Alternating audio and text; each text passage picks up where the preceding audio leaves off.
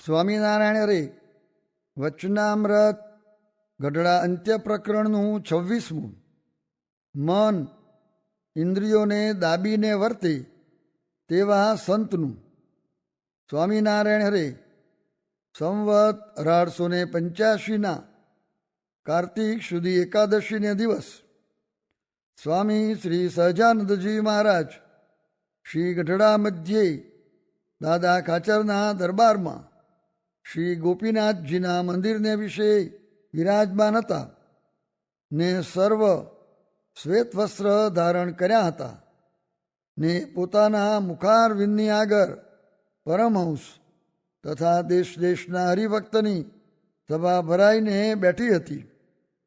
પછી શ્રીજી મહારાજે એમ વાર્તા કરી છે, ભગવાનની પેઠે સેવા કરવા યોગ્ય એવા જે સંત તે કેવા હોય?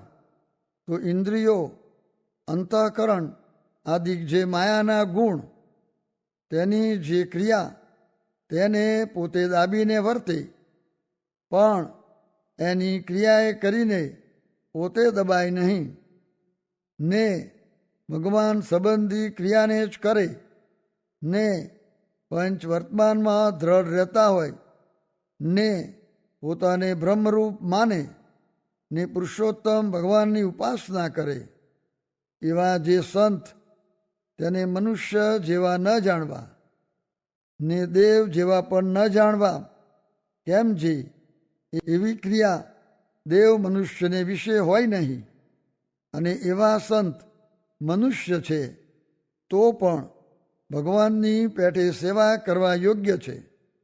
માટે જેને કલ્યાણનો ખપ હોય એવા જે પુરુષ તેને એવા સંતની સેવા કરવી, અને એવા સાધુ ગુણયુક્ત જે બાઈ તેની સેવા બાઈને કરવી. પછી શ્રીજી મહારાજને આત્માનંદ સ્વામીએ પ્રશ્ન પૂછ્યો છે, આ સત્સંગમાં જે વર્તમાનનો પ્રબંધ છે તેમાં જ્યાં સુધી રહેતો હોય ત્યાં સુધી તો જેવો તેવો હોય તેને પણ પંચ વિષય કરીને બંધન થાય નહીં, પણ કોઈક દેશકાળને યોગ્ય કરીને સત્સંગથી બહાર નિસરી જવાય તો પણ જેને પંચ વિષય બંધન ન કરી શકે તે પુરુષ કેવો હોય તેના લક્ષણ કહો. ત્યારે શ્રીજી મહારાજ બોલ્યા છે, જેની બુદ્ધિમાં ધર્માંશ વિશેષપણે વર્તતો હોય ને આસ્તિકપણું હોય, જે આ લોકમાં સારું નરસું કર્મ કરે છે તેનું જે સારું નરસું ફળ તેને જરૂર પરલોકમાં ભોગવે છે, એવી દ્રઢમતી જેને હોય, તથા લાજ હોય જે ભૂડું કરીશું તો આ લોકમાં માણસ આગળ શું મુખ દેખાડીશું, એવો જે હોય તે ગમે ત્યાં જાય તો પણ એને કોઈ પદાર્થ તથા સ્ત્રીયાદિક તે બંધન કરી શકે નહીં. જેમ મયારામ ભટ્ટ છે, તથા મૂરજી બ્રહ્મચારી છે, તથા નિષ્કુરાનંદ સ્વામી છે, એવી જાતના જે હોય તેને સ્ત્રી ધનાદિક પદાર્થનો યોગ થાય તો પણ એ ડગે નહીં, અને એવો હોય અને તેને જો એક આત્મનિષ્ઠાપણું હોય છે, હું તો આત્મા છું, બ્રહ્મ છું, તે મારે વિશે શુભ અશુભ ક્રિયા લાગતી નથી, હું તો અસંગ છું, એવું અંગ હોય, તથા બીજું એમ હોય છે ભગવાનનો મહિમા બહુ સમજે ને તે મહિમાની બહુ વાર્તા કરે છે, કાંઈક ધર્મ વિરુદ્ધ વર્તાઈ જશે તેનો શો ભાર છે, ભગવાનનો મહિમા બહુ મોટો છે. એ બે રીતના જે હોય તેમાં એ બે રીતના જે દોષ તે ધર્મ પારવામાં મોટા અંતરાયરૂપ છે. માટે આવી રીતે સમજે તો સારું છે.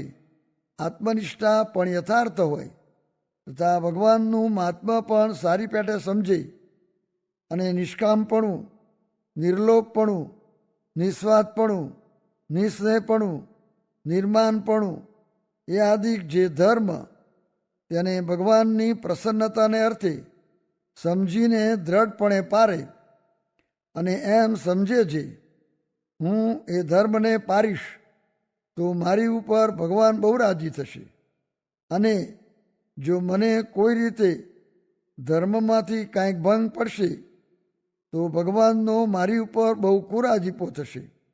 એવી રીતે જેના અંતરમાં દ્રઢ ગ્રંથિ હોય તે ભક્ત જે તે ધર્મમાંથી કોઈ દિવસ પડે જ નહીં, અને એવો જે હોય તેને કોઈ માયિક પદાર્થ બંધન કરી શકે નહીં, અને આવી રીતની સમજણવાળો ન હોય ને બીજો ગમે તેવો જ્ઞાનવાળો હોય કે ભક્તિવાન હોય તેને પણ ધર્મમાંથી કાંઈક ભંગ થઈ જાય ખરો તથા માયિક પદાર્થ બંધન કરે ખરું એ સિદ્ધાંત વાર્તા છે.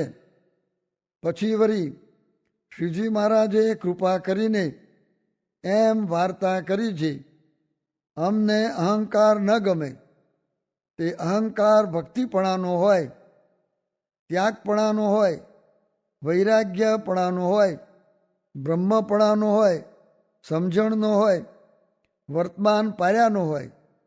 એ રીતનો જે અહંકાર તેમને ન ગમે. અને દંભ ન ગમે. તે દંભ શું?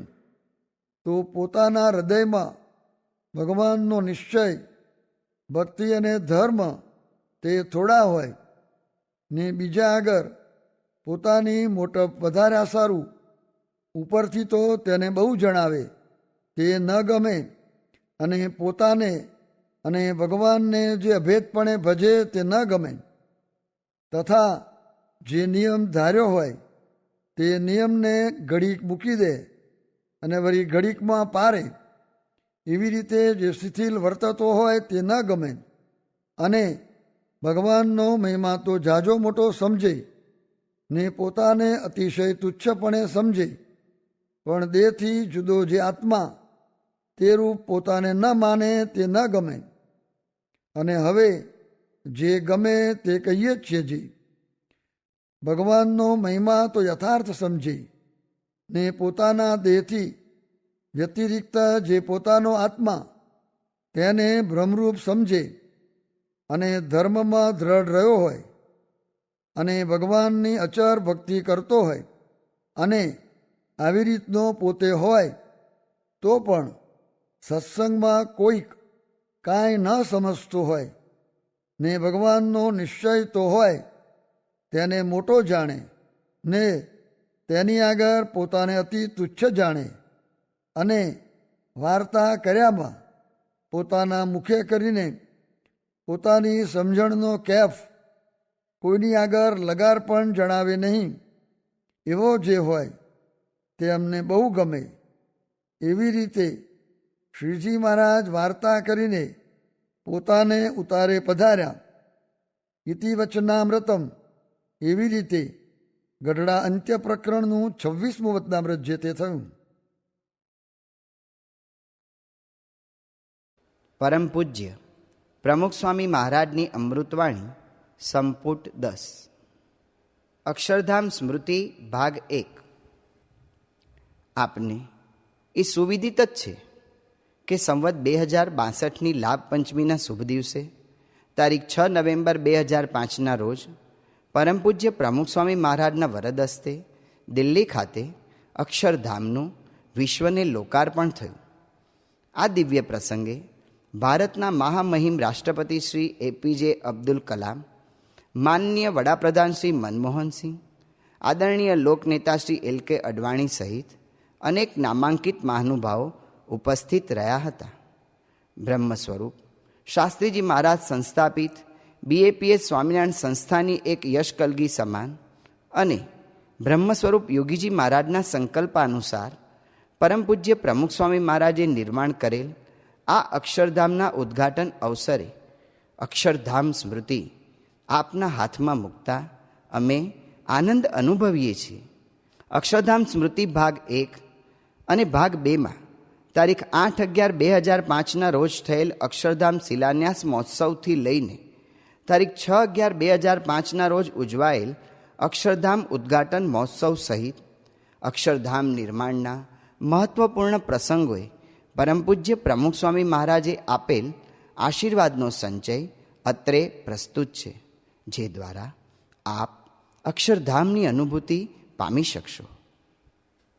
સહજાનંદ સ્વામી મહારાજની જય, અક્ષર પુરુષોત્તમ મહારાજની જય, ભગતજી મહારાજની જય, શાસ્ત્રીજી મહારાજની જય, યોગીજી મહારાજની જય. अक्षरधाम शिलान्यास महोत्सव की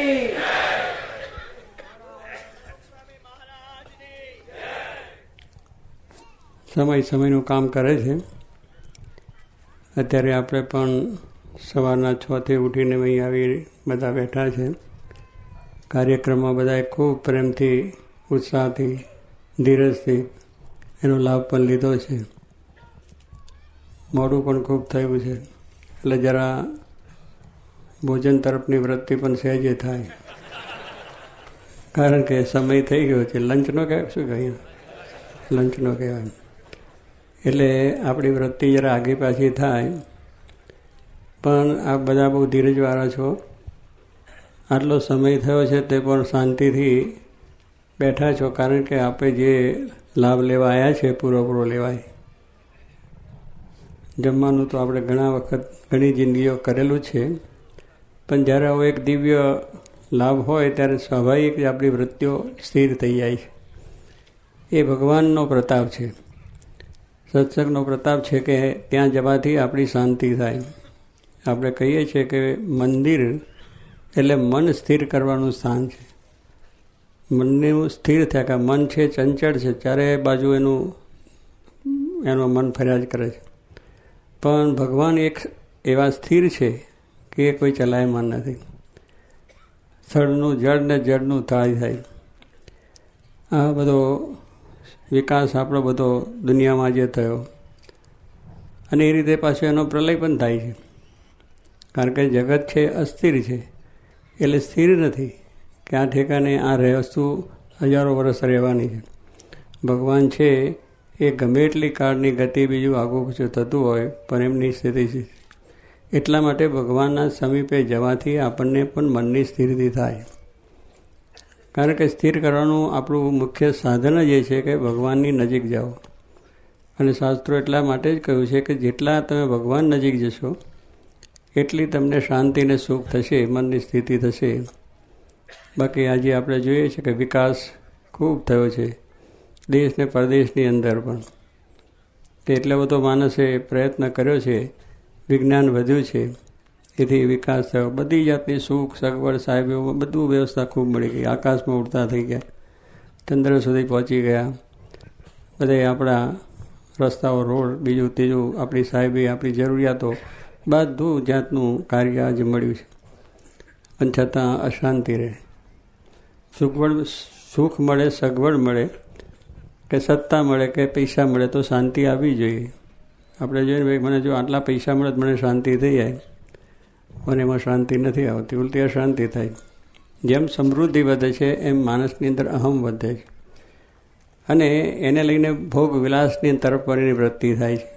આજે માણસો કેટલા ડ્રગ્સ ને કેટલા દારૂ અને બીજા તેમ પૈસા આવ્યા છે તો એને કઈ રીતે એનો ઉપયોગ એ કરવો એ ખબર નથી, આડે રસ્તે ચાલે. એટલે વિકાસની સાથે વિનાશ પણ આપણને જોવા મળે છે. કે આ જ્યારે ગતિ વધી જોઈએ છે ત્યારે તો એ વિકાસ એ આપણો વિકાસ નથી. આપણો વિકાસ તો અહીં અંદરનો વિકાસ થવો જોઈએ. એ આપણી અંદર રહેલા જે લોભ, કામ, દોષ, ઈર્ષા, અહંકાર, માન, આપણી અંદરના રહેલા જે દુષ્ટ ભાવો, આતંકવાદ છે, ત્રાસવાદ છે, લોકનું પડાવી લેવું, બીજાને ત્રાસ, બીજાને દુઃખી, બીજાને હેરાન કરવો, એ ભાવના જ્યાં સુધી દૂર થઈ નથી, એકબીજાનું પડાવી લેવું, એકબીજાને હાનિ પહોંચાડી દેવી, એકબીજાના તરફની ઈર્ષા ભાવ, એનો વિકાસ ક્યાં થયો? એ તો ઉલટા પાછા પડીએ છીએ આપણે. એટલે આપણી જે ભારતની સંસ્કૃતિ એ આપણને શીખવે છે. આજે આ પશ્ચિમનો થોડો વાયરો છે. ભારતની સંસ્કૃતિ મહાન છે, આપણે જાણીએ છીએ, વેદો આપણને જ મળ્યા છે. ઋષિમુનિઓએ આપણને બહુ સુંદર બધી વાતો આપી છે. ભારત, રામાયણ, ભાગવત, ભગવાન સ્વામિનારાયણ પધાર્યા, એમને પણ ખૂબ ખૂબ સુંદર આ આપણને વાતો આપી છે. પણ આપણે એના ઉપર ધ્યાન કેન્દ્રિત નથી, આપણી ધ્યાન કેન્દ્રિત બાહ્ય છે કે આ સુખ અહીંથી મેળવી લો, પણ તમે જેટલું નજીક જાઓ એટલું સુખ દૂર છે. ગુણાત્યાન સ્વામીએ કહ્યું કે ઝાંઝવાનું પાણી, કે પાણી જ દેખાય પણ પાણી જ ન હોય. એટલે આપણે જો ઉનાળામાં તાપ તપે તો ત્યાં પાણીનો આમ જ્વાળા નીકળે, અરે વગર સરોવર ભરેલું હોય, પણ નજીક જાઓ એમ દૂર છે. એમ આપણે અહીંયાથી આ પ્રમાણે સુખ લેવા માટે પરદેશમાં ગયા, આફ્રિકા ગયા, પછી લંડન ગયા, અમેરિકા ગયા, બધે ફરીએ છીએ, બધે જોઈને આવ્યા છે કે બધાએ સ્વામી કહે છે અશાંતિ છે. ત્યાં પણ અમેરિકા સમૃદ્ધ દેશ છે, યુરોપ દેશ સમૃદ્ધ છે, પણ ત્યાં બંદૂક ચલાવે છે, લોકોને લૂંટે છે, લોકોને ત્રાસ આપે છે, કેટલા જાતના ભ્રષ્ટાચારના પ્રસંગો બને છે.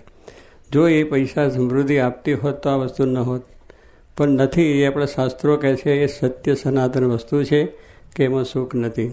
સુખ છે એ પરમાત્મામાં છે, જે ભગવાન સ્થિર છે, એમાંથી કોઈ વસ્તુ આગે પાછી થતી નથી. એમાં જે શાંતિ છે, સદગુણો છે, કલ્યાણકારી ગુણો છે ને છે, એ આવતા જતા નથી.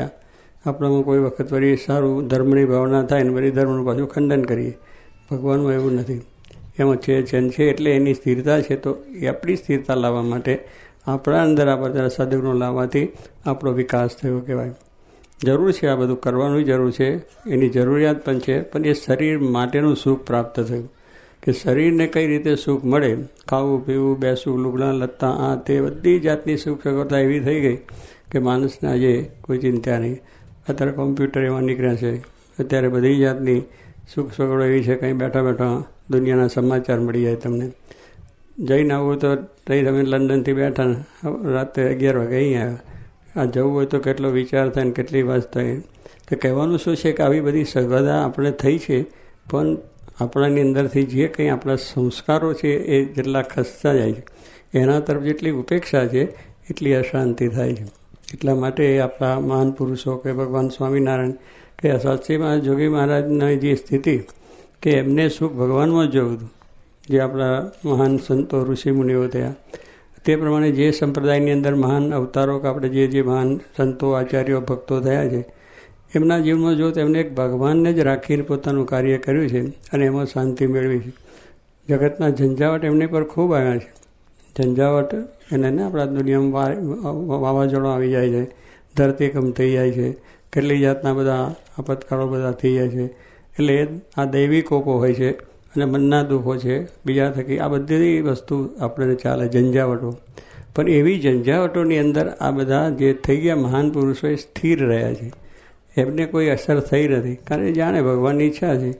પોતે જે આપણા તત્વજ્ઞાન છે કે માણસે આ પ્રમાણે બ્રહ્મને જાણવા અને પરબ્રહ્મને ભજવા. જો તમને બ્રહ્મનું જ્ઞાન થશે, પરમાત્માનું બ્રહ્મ જ્ઞાન થશે, તો પછી બીજી ચિંતા નહીં, થશે ખરું, આવશે ખરું. ભગવાનના ભક્તો થયા છે, અવતારો થયા છે, બધાને મુશ્કેલીઓ આવી છે, પણ એ મુશ્કેલીઓમાં ડગ્યા પણ નથી, એમ કોઈ જાતનું કોઈનું અહિત પણ કર્યું નથી. એ સ્થિરતા રાખીને એ માર્ગે ચાલીને બીજાને પણ એટલી શાંતિ આપી છે, એ ઇતિહાસ આપણા બધા કહે છે. એટલે ખરેખર આપણે આપણા જીવનની અંદર આ વસ્તુનું આપણને જ્ઞાન થાય, એના માટે જ ભગવાનના અવતારો થાય છે. મહાન સત્પુરુષો પ્રગટ છે, આચાર્યો એવા જે થયા છે, ઋષિમુનિઓએ ખૂબ તપસ્યા કરીને આ બધું જ એમને જ્ઞાન પણ હતું. જે ઋષિમુનિઓ છે એ તપસ્યા કરતાં બધું જ્ઞાન હતું. અને અત્યારે જે તમે જ્ઞાન મેળવો છો કોલેજો વિશ્વમાં, કોમ્પ્યુટરની, એન્જિનિયરિંગ લાઈનો, ડૉક્ટરી લાઈનો, બધી જાતની તમે જે જ્ઞાન છે એ જ્ઞાન ઋષિમુનિઓને હતું, એમને પ્રાપ્ત કરેલું જ હતું. પણ સાથે એમને આ એક જ્ઞાન પ્રાપ્ત હતું કે પરમ તત્વ પરમાત્મા જે વસ્તુ છે એને લઈ નાખવું આ જગત છે. આ બધી જે સંચાલન થઈ રહ્યું છે એને લઈને છે, તો એને માટેની એમની જે ભાવના એને લઈને એમને સ્થિરતા આવતી અને શાંતિ રહેતી હતી. તો એ વસ્તુ માટે આપણો ભારતીય જે ધર્મ, ભારતીય સંસ્કૃતિ જેને કહી છે, એના અવતારોનું મુખ્ય કારણ એ છે કે આ ભાવ આપણી અંદર આવે. ભલે આપણે દેશ પરદેશ જઈએ, પૈસા કમાઈએ, પણ આપણો જે ધર્મ છે, આપણી સંસ્કૃતિ છે, ન મૂકવી એ બહુ જ અગત્યની વસ્તુ છે. અને આજે આની અંદર આપણને થોડો ઘસારો લાગે છે. એનું કારણ કે આપણે આ દોટ છે ઝાંઝવાના પાણી તરફ, એટલે જેટલું જઈએ એટલું નજીક દૂર થાય છે. પણ આપણે જો ખરેખર આનો વસ્તુ થઈ તો એટલા માટે આપણે આ વસ્તુની અંદર ભારતની અંદર જે આપણે વાત કરીએ છીએ કે ધર્મ એ ધર્મ રક્ષતો રખે છે. પોતાનો ધર્મનું તમે રક્ષણ કરો તો આ ધર્મ આપણું રક્ષણ કરે છે. કેવી રીતે કે આપણે જો પૈસા છે એ આપણી પાસે હોય તો એને બરાબર આપણે એને સાચવીએ, એનો સારો સદુપયોગ કરીએ તો એ પૈસો આપણને સાચવે. પૈસા આવે છે, માણસ ઉડાવે છે ગમે તે બધી આમ જલસા બીજા ત્રીજાની અંદર, પછી ખલાસ થઈ જાય, રોડપતિ આપણે હું કરોડપતિ રોડપતિ થાય. કારણ કે એને બધું ખોટી રીતે રક્ષણ ન કર્યું. રક્ષણ કરે તો માણસ તો એ તો પોતાને ઉપયોગ થાય, સમાજ ઉપયોગ થાય, રાષ્ટ્રને ઉપયોગ થાય, ધર્મને ઉપયોગ થાય. એક એનું જો રક્ષણ કરીએ તો કેટલા બધું રક્ષણ થાય, આપણું પણ થાય. કારણ આપણને મુશ્કેલી કોઈ પણ આવે તો આપણી પાસે આ સમૃદ્ધિ હોય તેનાથી આપણે નિવારણ કરી શકીએ. રાષ્ટ્રમાં હોય, સમાજમાં હોય કે ધર્મની બાબતમાં અંદર તો પણ કરી શકીએ. એટલે ધર્મ જે છે એનું જો આપણે રક્ષણ કરીએ, એનું જો આપણે પાલન કરીએ, ધર્મ એ કંઈ કહેવાનું પ્રવચન કરવાની વાત નથી, જીવનમાં ઉતારવાની છે, આચરવાની વાત છે. ધર્મ જો આચરણમાં આવે તો જ આપણે બીજાનું હિત કરી શકીએ અને બીજાની પરિભાવના થાય છે. એટલા માટે કહું કે કપડાં આપણે જો સાચવીએ તો કપડાં આપણું રક્ષણ કરે, શરીર આપણું રંકાય છે. મકાન બનાવીએ છીએ એનું તમે બરાબર એને બધી સુખ સગવડો છે એને મેન્ટેનન્સ કર્યા કરો તો તમને શાંતિને સુખ રહે, પણ ના કરો તો પડી જાય છે, આપણું એઠવું પડે. એટલે એને સાચવવાની વાત છે. લૌકિક વસ્તુ જે કંઈ આપણી પાસે આવે છે એને જો આપણે બરાબર સાચવીએ છીએ તો એનું સુખ આપણે સારી રીતે આવે છે. એમ આપણો જે સંસ્કાર સંસ્કૃતિ, આપણો ભારતના જે વેદો ઉપનિષદો અને મંદિરો છે, આવા રીતની ધર્મ છે, એને જો આપણે સાચવીશું તો એ રક્ષણ આપણું કરશે. પણ એને આપણે નહીં સાચવીએ તો પછી આપણું કોઈ સક્ષમ છે જ નહીં. ભગવાન છે એ છે એને આપણે સાચવીશું, એને પ્રત્યે પ્રેમ ભક્તિ બીજું થશે તો આપણે થવાનું છે. તો આવી જે આપણી એક અમૂલ્ય વસ્તુ છે એ મૂલ્ય આપણો જે છે એને આપણે સાચવવાના. જેમ આપણે પૈસા ટકા સાચવીએ છીએ એમ આ એક પણ આપણી સંપત્તિ છે. અમે બાળકોને માટે પણ કહીએ છીએ કે બાળકો પણ આપણી સંપત્તિ છે. આજે પ્રદેશમાં બાળકોને કોઈ જાતનું એ નથી, એટલે બીજાના વડે રસ્તે ચાલે છે. કારણ મા બાપ પૈસા કમાવા સવારથી જાય નોકરીને બીજું ત્રીજું, પણ છોકરાઓનું ધ્યાન નથી રખાતું. એટલે એને કરીને છોકરાઓ બહાર થઈ જાય. એટલે અમે એ કહીએ છીએ કે તમારી સંતતિ સાચવો, સંપત્તિ જેમ સાચવો છો એને માટે પુરુષાર્થ કરો છો એમ સંતતિની પણ સાથે બેસો, એને પણ કંઈ સમજો, એને સમજવાનો પ્રયત્ન કરો, એ તમને સમજવા પ્રયત્ન કરે તો તમારું આ જે સંપત્તિ છે પૈસો ટકો બાર એ હસવા છે ને કંઈ એ બધું જતું રહે છે. અને કેટલાય બિચારા રડે છે એને કંઈ વાંધો નહીં, આવું થાય છે પછી સ્વામી આમ થયું, પણ થાય તો ને પહેલેથી છોકરો સાચવ્યો નહીં આગા પાછા તે. એટલે આપણે જેટલું સાચવીશું આપણી સંસ્કૃતિ ધર્મને એટલું આપણું રક્ષણ એ આપણી સંસ્થા છે. તો એ રીતે એના માટે આપણો આ બધો પ્રયત્ન છે. ભગવાન સ્વામિનારાયણ પૃથ્વી પર આવ્યા, એમને પણ આ રીતે આ ધર્મનો મૂલ્ય સચવાય એને માટેનો આ એક આદેશ આપ્યો કે આવી રીતે પોતે પરોપકાર માટેનો કાર્યો કર્યા, સાથે લોકોના જીવનમાં વ્યસનો દૂષણો ત્યાગ કર્યા, એનું પરિવર્તન કર્યું, શાંતિ એમને રીતે સ્થાપી અને સંતો પણ એવા કર્યા ધનશ્રીના કે જેથી કરીને એમને પણ કોઈ અસર દુનિયાની થાય નહીં અને ફરીને ધર્મની જાગૃતિ કરી સર્વ પ્રકારની શાંતિ લાવેલા છે. ત્યારે જ્યારે આપણા દુનિયામાં જેમ ગીતામાં કહ્યું દાદા હિ ધર્મ છે, ત્યારે ભગવાન આવે છે અને કાર્ય કરે છે. એમ ભગવાન આવીને પોતાનું કાર્ય કરે છે. પણ આપણે જો એક બરાબર એને સમજીએ નહીં તો આપણે અત્યારે તેના ત્યાં છે. તો એ બધી વસ્તુને આપણે સમજવા પ્રયત્ન કરીએ, એમને આ બધું કાર્ય કરીને લોકોને એક જ છે કે આ વસ્તુ થાય. એટલે મંદિરો, શાસ્ત્રો અને સંતો આ ત્રણ આપણા મૂલ્યો, એને જેટલા આપણે આદર આપીશું, જેટલું માન આપીશું, શાસ્ત્રોમાં જેટલી શ્રદ્ધા હશે, ભગવાનમાં શ્રદ્ધા હશે, સંત પુરુષોના વચનમાં શ્રદ્ધા હશે, એટલા આપણા કાર્યમાં સફળતા, શાંતિ, સુખ પ્રાપ્ત થશે. અને એ રીતનું છે. તો આ માટે વિજય યોગીજી મહારાજ તો એક મહાન સંત થયા, બહુ જ આપ બધાને દર્શન છે અને એમનો લાભ પણ લીધો છે. બહુ સાદા સિમ્પલ, એકદમ દયાળુ અને પોતે એમ સામાન્ય જેવા લાગે, અતિ નિર્માની સાધુતાવાળા સંત. અને એની અસર આજે આપણા બધા ઉપર છે, નાના મોટા ભાઈ ઉપર, કે એમની અંદરની પ્રેરણા, એમની સાધુતા, એમની વાણી એ પરાવાણી ભગવાનની જ વાણી હતી, એટલે અસર થતી હતી. કારણ કે એમને કોઈનું બુરું કરવું, ખરાબ કરવું એવું હતું જ નહીં. સૌનું સારું કરો, ભગવાન સર્વનું ભલું કરો, આવી ભાવનાથી એક પોતે કરતા.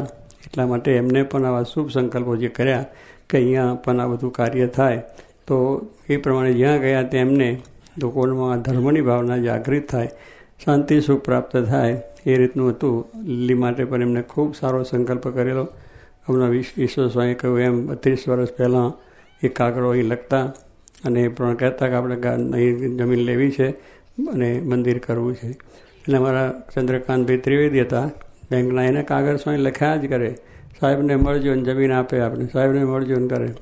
અને ત્યાંથી દિલ્હીથી હાર, ત્યાં અમદાવાદ મુંબઈથી હાર તૈયાર કરીને મોકલે અને લખે કે આ રીતે ચંદ્રકાંતભાઈને સાહેબને હાર પહેરાવજો અને આપણી વાત કરજો. એટલે કહેવાનું શું છે, એમને એટલી તમન્ના હતી મહંત સ્વામી એમનો હાર પહેરાવે એટલે એ મહંત સ્વામી જ હાર કરતા, મોટા મોટા હાર આવા પહેરાય ન હતા. એવા પણ સ્વામીની ભાવના એ હતી કે આવા પુરુષો જો એમની હાથે કંઈ એનું શુભ કાર્ય થઈ જાય તેમની જિંદગી, એમને કંઈ બીજો કોઈ સ્વાર્થ નહોતો કે આ બધી વસ્તુનો, પણ ત્યારથી એમનો આ સંકલ્પ ચાલતો હતો. એને માટે અમનો ઈશ્વર સ્વામી કહ્યું એ બહુ જમીનો અહીંયા જોઈશ, આજુબાજુ બીજે તે જાય. હું એમને મને બોલાયેલો, હું પણ 2-4 ઠેકાણે ગયા, પણ મને કાંઈ ઠર્યું નહીં કે ભગવાનની ઈચ્છા હોય ત્યાં થાય. એમનો સંકલ્પ હતો કે મારે નર્મદા જમના કિનારે જ કરવું છે. એમનો સંકલ્પ એક જ હતો કે બધી તમે જમના કિનારે જ થાય એવો એમનો સંકલ્પ. એટલે એમ બીજે ફર્યા ખરા પણ ઠેકાણ ના પડ્યું ને છેવટે અહીંયા આગળ બરાબર સ્થાપના થઈ ગઈ. એટલે ભગવાનની ઈચ્છા હોય ત્યાં જ કામ થાય. આપણો પ્રયત્ન કામ આવતો નથી. આપણો પ્રયત્ન આપણે ગમે એટલું કરીએ તો કંઈ થઈ શકે એમ નથી. તો એમના સંકલ્પથી આવી સુંદર જગ્યા મળી છે, આયોજન થયું છે અને ખૂબ સારું સંકુલ થશે. અને આની અંદર એ જોગીબાનો સંકલ્પ છે કે અહીં આવશે બધાનું ભગવાન કલ્યાણ કરશે, આ બધાને અક્ષરધામની પ્રાપ્તિ થશે અને આખી દુનિયા તો નહીં પણ આખા બ્રહ્માંડના માણસો એનો લાભ લે છે અને એવા સંસ્કાર મેળવશે. આ એક વાણી પણ એમની ભવિષ્યવાણી છે કે જે આવશે બધાનું ભગવાન કલ્યાણ કરશે, એમના જીવનમાં શાંતિ થશે, પ્રેરણા મળશે. કેટલી બધી ઉદાર ભાવનાઓ છે. એટલે કે બીજા હોય તો કે મરે, જેને જે ખાવું થવું હોય તો થાય, આપણે શું માથાકૂટ.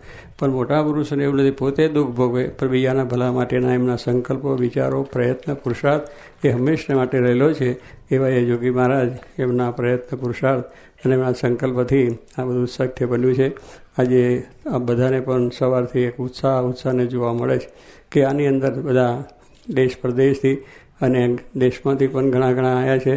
અમદાવાદ, મુંબઈ, સુરત, ભરૂચ, બીજું ત્રીજું સૌરાષ્ટ્રમાંથી અને આ પ્રમાણે બીજા ઠકાનેથી પણ બધા આવી ગયા છે.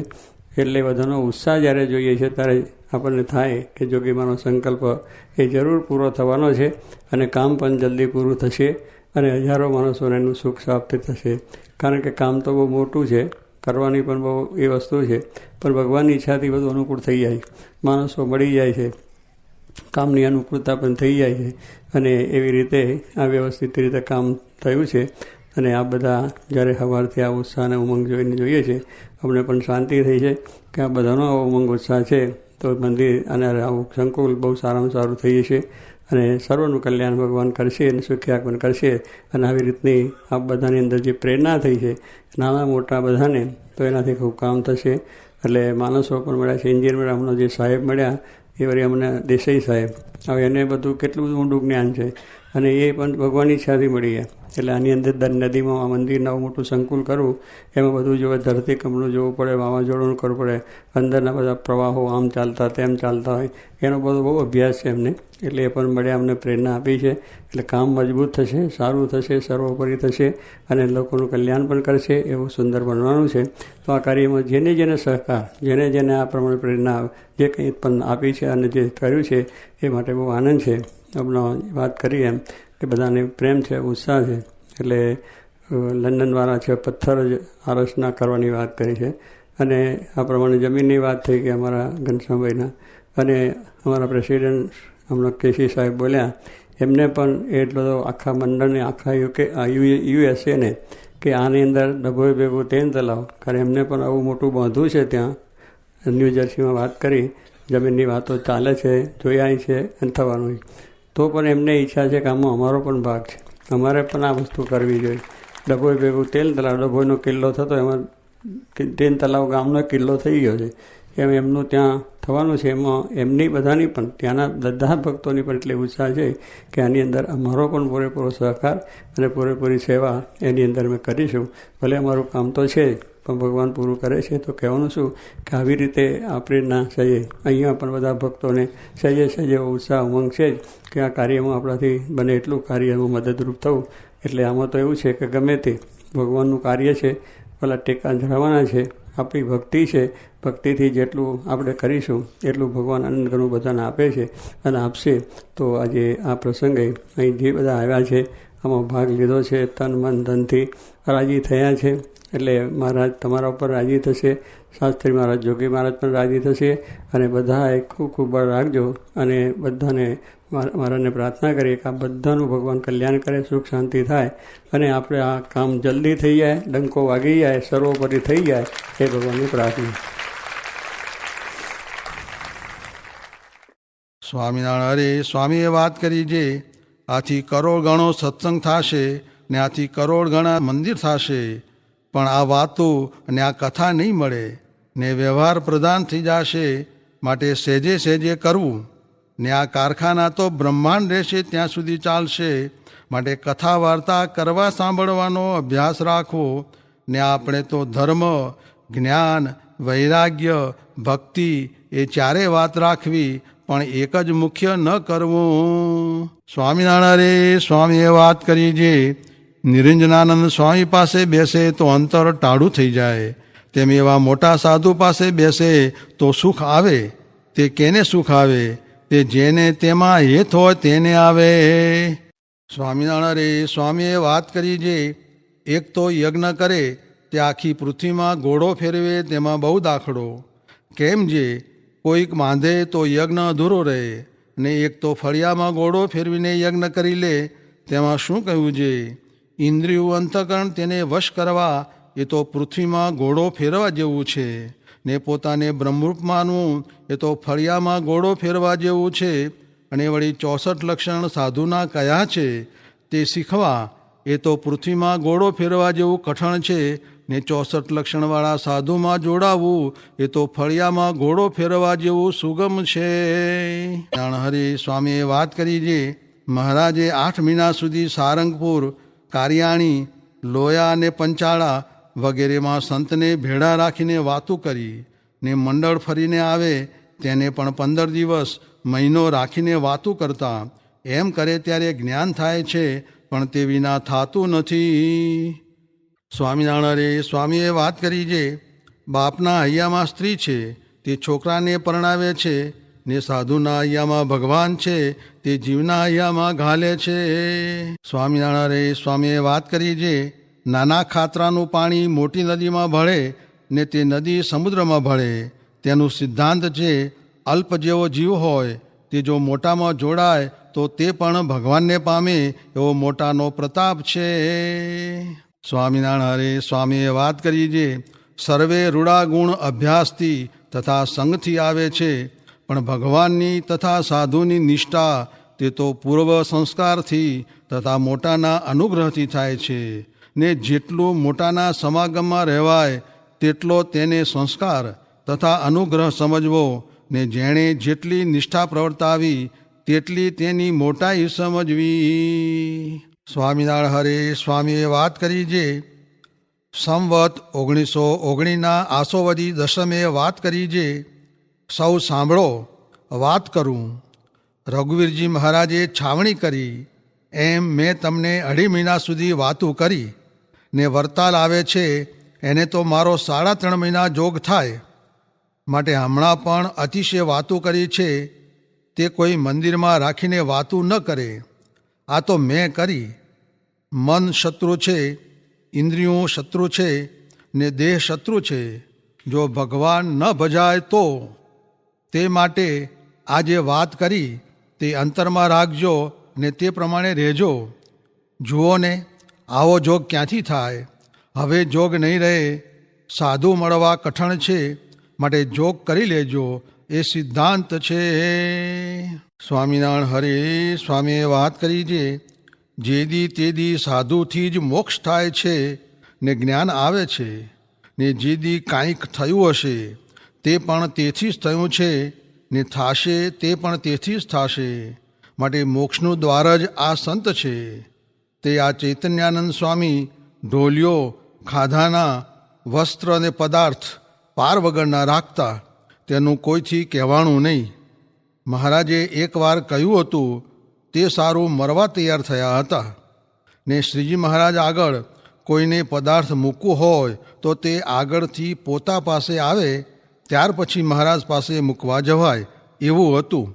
પણ બાળમુકુંદાનંદ સ્વામીએ ને ગોપાળાનંદ સ્વામીએ વાતું કર્યું ત્યારે સર્વેનો ત્યાગ કરીને પંગતમાં રોટલા ખાય ને હાથ જોડીને બોલે એવું સાધુ વતે થયું. તે સભામાં બોલ્યા જે 12 વર્ષ સદગુરુ ને 12 વર્ષ ગુરુ રહ્યો, પણ સત્સંગી તો આજ થયો. ને ઘનશ્યામદાસને તો મેં એવી વાતો કરી જે સ્વભાવ માત્ર કાઢી નાખ્યા. તે મહારાજ ભેળા પણ ઘોડા વગર ન ચાલતા ને લુગડા અધિક પદાર્થનું પણ તેમ જ હતું. તે હવે સાધુ થઈ ગયા એમ થાય છે, માટે સાધુ સાથે જીવ બાંધવો.